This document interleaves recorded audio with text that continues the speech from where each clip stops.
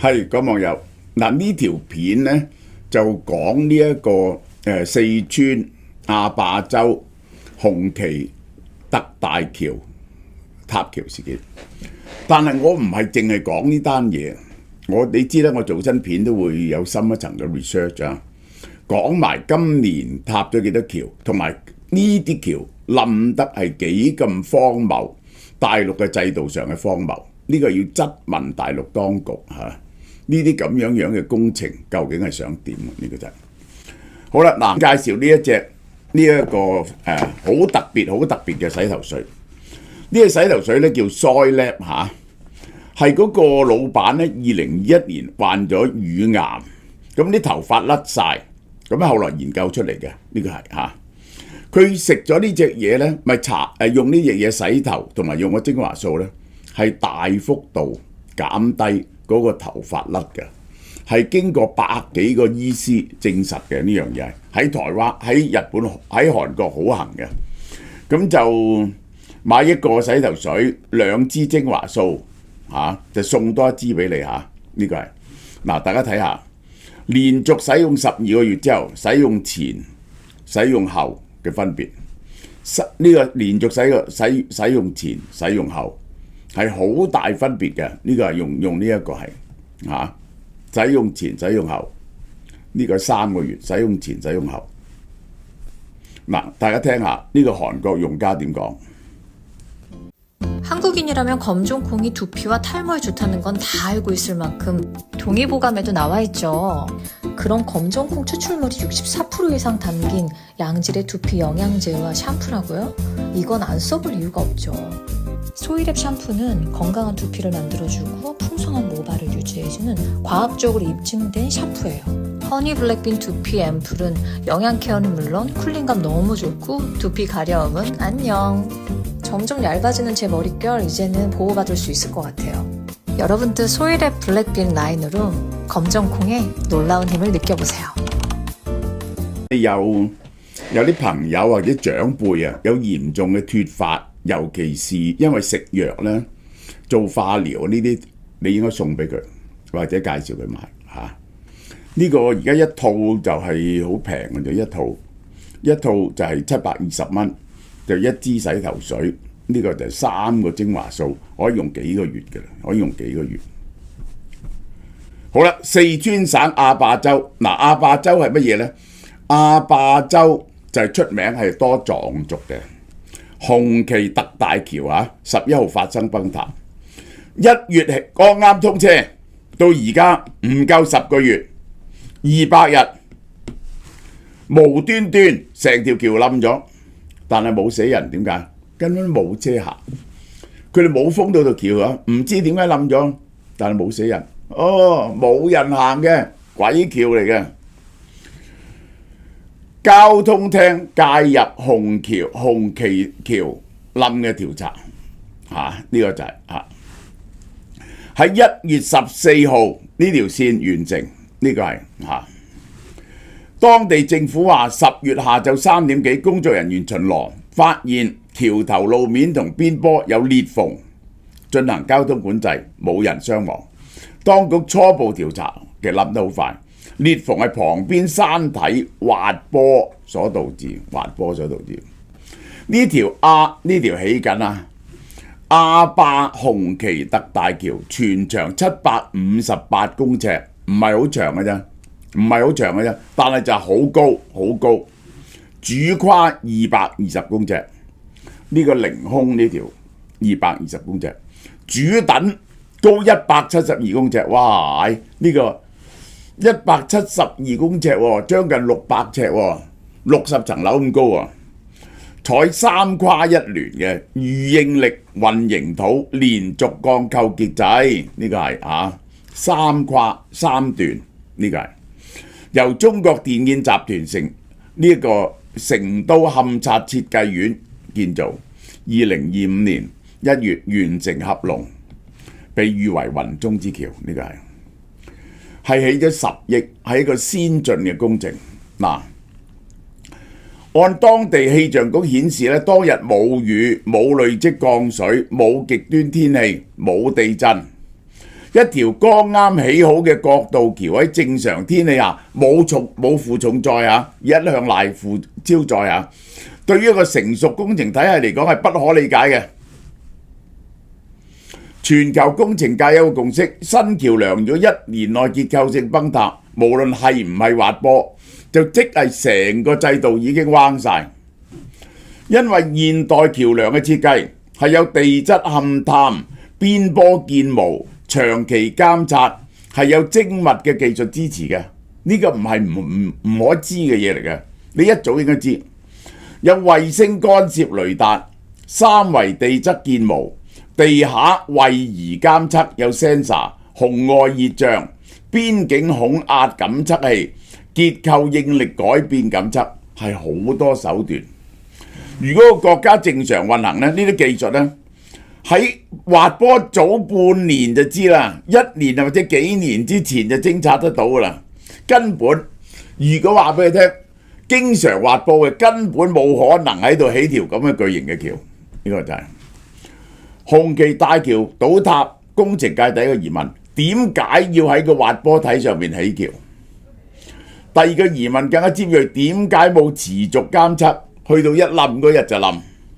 第三個疑問就係個制度，係咪工程人員唔可以話唔起啊？呢條橋係美國橋梁設計師呢個竹學葉清呢個日本人清楚指出，紅旗橋所在地明顯係滑坡地態，坡度太過斜啦，地質鬆散。鄰近水庫水位變動大，係典型嘅高警戒邊坡。任何專業地質人員一睇唔起得。但喺中國工程係咪起？錢喺邊度？唔係工程師講咗算，亦都唔係地方領導拍板。因為地方領導拍板，拍板嗰人要起係因為政績啦、好睇啦、景觀工程啦，可以去打卡啦、GDP 數字啦。招牌項目啦，有冇錢賺啦，利益鏈條啦，而唔係要起條安全可靠可以維護嘅橋。換言之，紅旗大橋倒塌唔係工程學嘅問題，係治理模式嘅問題。現代工程學係冇可能嘅，我話俾你聽，冇可能一條咁嘅橋，乜嘢事都冇，冚一聲就冧咗。2025年中國橋梁事故表4宗重大嘅嘢，除咗呢個之外，尖澤黃河特大橋呢一個係起緊嘅，施工過程主橋梁崩斷跌咗落黃河嗰度。新疆將軍橋索斷咗，呢個旅遊區主索斷裂，遊客跌咗落去。喂，呢一個潮白河橋崩塌4月。橋面火災導致結構損毀，部分崩塌，4鑊重大嘅，今年已經係紅旗橋嘅邏輯唔係孤例嚟嘅，喺中國各地都係咁樣嘅投資結構。偏遠地方個車流量低，因為要拉動 GDP 呢，只要能夠上報省政府顯示建設力度。基建就必須上馬，因為要增長 GDP。冇錢咧就舉債，地方政府城投公司大規模舉債，地方債、城投債、隱形債務、土地抵押融資。貴州就最典型嘅例子啦，貴州債務超過25,000億人民幣。貴州一笪咁窮嘅，全世界除全中國都係貴州出名窮啊嘛。天無3日晴，地無3里平，人無3分銀啊嘛！好多地區已經進入準破產，但依然係瘋狂興建橋中之橋、谷中之谷。冇收入都起橋，你睇下呢啲橋梁車流量極低，經濟回報幾乎係零，只會形成建設支出。起完之後你要維護，仲有利息，完全冇正向現金流。紅旗大橋同樣位於人煙稀薄地區，本身交通需求不足以支撐咁巨型嘅大橋。呢個中國基建最致命嘅死循環，地方政府冇預算，因為政績加橋就借錢，車流量不足，使用率極低，冇辦法覆蓋成本，冇車行，冇過路費，冇現金流，地方赤字越嚟越大。結果呢個維修費係刪除晒，即係呢同全世界嘅比例都唔同。全世界呢咁多錢起條橋，就要用咁多錢維護，冇嘅個維護費用抽走晒，根本就唔維護。工程界都知道高等大橋嘅維護成本係貴過建造成本嘅，但地方政府咧都唔夠發工資，講乜嘢監測同維護咧？呢個係，於是監測系統冇辦法更新，監測器壞咗冇人理，年度巡查形同虛設，地質異動冇人發現，橋梁老化完全冇監控。紅旗大橋倒塌唔係偶然，係呢種模式嘅直接結果。而中國有幾千座高架橋走上同一條路度，呢個貴州模式係中國未來嘅預示。山谷高橋背後係沉重嘅債務同製造空洞。紅旗大橋立即讓去貴州啊，全世界高橋最密集、債務最龐大嘅省份，呢個係嚇。貴州建第一條高橋配搭空中電梯，犀利，呢個係啊，有空中電梯。貴州嘅橋唔係因為交通需求，因為山多谷深啊，好多嗰啲人咧係住喺嗰啲山嘅地方咧，荒蕪到不得了。橋一多就顯得厲害，項目巨大，可以賺好多錢，基建拉動 GDP 漂亮，好多人由貴州出身嚇，係去到做到中央做政治局常委嘅喎，係由貴州出身嘅好多個人，呢個就係嚇呢個習近平嘅系統啊，好多人呢個係切割然後重複外包，監督不足，債務爆炸，維修不足，城頭違約風險高企，工程質量問題頻發。呢個貪污咧，呢個當然係好多條高架梁低到咧可以用手指數嘅。你睇下呢個搭 lift 喎，呢個係掃讀世界第一高橋，呢個係呢個屢次起呢啲世界第一高橋。大橋全長2890米啊，主橋跨度1400幾米。你睇起呢啲橋呢一個係兩岸通行時間2分鐘，觀光電梯呢條橋啊，有個觀光電梯207米，觀光道長離水面675米，犀利啦！675米，2000尺，呢條犀利啦！呢條犀利啦！花谷峽谷大橋呢條河犀利啦，破世界紀錄，呢條係有電梯上去睇嘅，喺呢度電梯上去睇，淨係個電梯啊高207米，上去睇條橋。哇！喺離下邊，哇！喺625米，犀唔犀利呢條橋？呢條貴州情況正喺中國其他省份複製。四川重大地形工程過密，雲南高架橋過度建設，甘肅隧道佢起到隧道，網絡負擔沉重，廣西城投債壓力劇增。紅旗大橋這塊落下嘅積木，個橋樓依然喺度搖晃，呢個係喺正常國家發生一單咁嘅嘢呢，就會引發國家級嘅改革。喺中國一句説話推諉。如果呢個事故發生喺任何一個正常嘅工程國家，好似英國、德國、日本、韓國、美國，你唔好啦，台灣、日本、南韓，於是就會全國大橋安全大排查。啟動長期地質監察改革，即刻睇晒個地質有冇可能滑坡，公開工程資料，邊個批准嘅，問責設計、施工管理嘅人，喺咁嘅地方起條大橋，停止相似嘅選址項目，立法提高標準，獨立調查委員會公開審理。喺中國處理方法，只係得一句説話：山體滑坡，山體滑坡就算啦，呢個就係。於是繼續係咁做，不追究選址，不公開地質報告，不檢查相同嘅高橋，不改革監督制度，不反省工程倫理，一切照舊。下一條橋同樣嘅方式起，下一個災難同樣方式對待。虹橋特大橋倒塌唔係一次事故一個象徵，倒嘅唔係橋，係亂咁選址，倒嘅唔係混凝土，係冇人監督，倒嘅唔係工程，係腐敗，倒嘅唔係偏頗，係財政空洞，倒嘅唔係170米嘅高墩，係一整套靠債務堆砌出嚟嘅基建神話。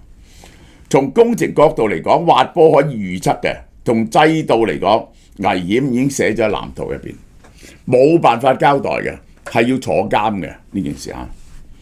呢條橋倒下，中國冇啟動國家級調查，冇做任何制度保動，下一條橋繼續用同樣模式興建，即係爭時間未到嘅啫。紅河大橋唔係一句天災，而係一個對整個工程制度同治理結構嘅控訴。未來真正值得問嘅唔係點解倒一條橋，而係未倒嘅橋仲可以撐幾耐？呢個就3000蚊有純素旅行護理套裝啊！呢個你帶去旅行嘅有日間用嘅、夜間用嘅同埋精華素。咁呢一個咧就係20日㗎，去旅行20日帶一 pad， 你就唔使帶咁多呢啲護膚產品啦。咁就有紅薰洗手靚液啦、香薰洗手膏啦，仲有意大利 cashmere 嘅小童嘅呢一個228蚊嘅頸巾喎，50% cashmere 意大利做嘅喎，5000蚊有咩呢？ Form Bio 嘅護眼素啦、護肝素啦、獵護素啦，仲有呢一個好受歡迎嘅韓國媽咪 and daddy 嘅超安全嘅，係 for 孕婦或者準備生 BB 嘅女仔食嘅呢個咧嘅超臨界個 Omega 3嘅 DHA 嘅含量好高嘅，呢個係呢一個媽咪 and daddy 呢隻特別 for 孕婦同埋中年婦女食，好好嘅大家咁首先介紹一下11月1號推出嘅羊腩煲啦，呢個係大廚嘅招牌貨嚟㗎，冬天就推出，個天氣有啲冷啦，呢個時候咧就係有暖胃驅寒嘅效果。古法羊腩煲咧就係香港製造，冇味精，冇添加防腐劑，嗰啲羊腩肥美肉嫩鹽腥，古法烹調，自家秘製嘅醬汁慢火煮成，做出嚟咧醬味香濃，仲有馬蹄筍同埋冬菇你加啲枝竹煲佢咧，送飯咧係好好嘅。好啦，解凍後將食物由包裝袋倒入煮食器皿入邊，慢火加熱，煮滾咗之後咧就可以食啦。秋冬進補，一定食暖粒粒嘅羊腩煲。網店及門市熱賣900 gram， 即係2磅，198蚊。哇，夠全家食，加啲枝竹真係全家食，好抵呢個。